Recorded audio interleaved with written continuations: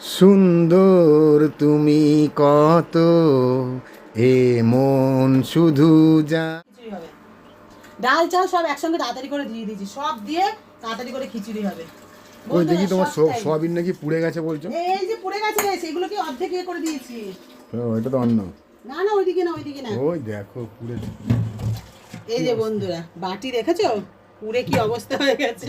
তো কোনো ব্যাপার না, সোয়াবিন তো একটু এদিক ওদিক করে পরিষ্কার করে নিয়েছি, সব দিয়ে খেয়ে নেবো, সব চলবে গল্প। এই যে দেখো সোয়াবিনগুলো পুরো ফ্রেশই আছে, দুই একটা হয়তো একটু লাল হয়েছে, তো কোনো অসুবিধা হয়নি, নাহলে আমি নতুন করে করতাম। ও খিচুড়ি দিচ্ছ, গন্ধ হবে না তো? একদম না, খিচুড়িতে বন্ধুরা একটু সোয়াবিন দিয়ে খেয়ে দেখবেন, আমার মেয়ে তো খুব ভালোবাসে। পুড়ে গেল কেন তাহলে?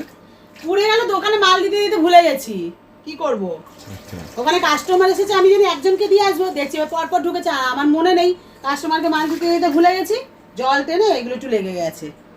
তো এখন ইন্ডাকশনে বসিয়ে দিয়েছি কড়াই, ঝটপট ঝটপট রান্না হবে। মেয়ে বলেছে মা তাড়াতাড়ি রান্না করো, প্রচন্ড খিদে পেয়েছে, একটু ঘি ফোড়ন দিয়ে দিই।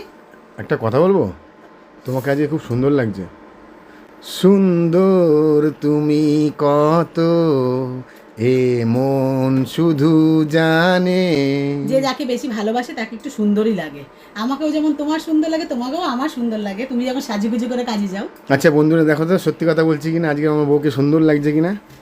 একদমই না, নজর দেবে না একদম। মেয়েকে আনতে গেছিলাম, তো সেই কারণে সেই দোকান খুলেছি, ঝটপট ঝটপট লোকেরা সবাই দাঁড়িয়েছিল, তো একটু দেরি হয়ে গেছে, ঝটপট ঝটপট করে।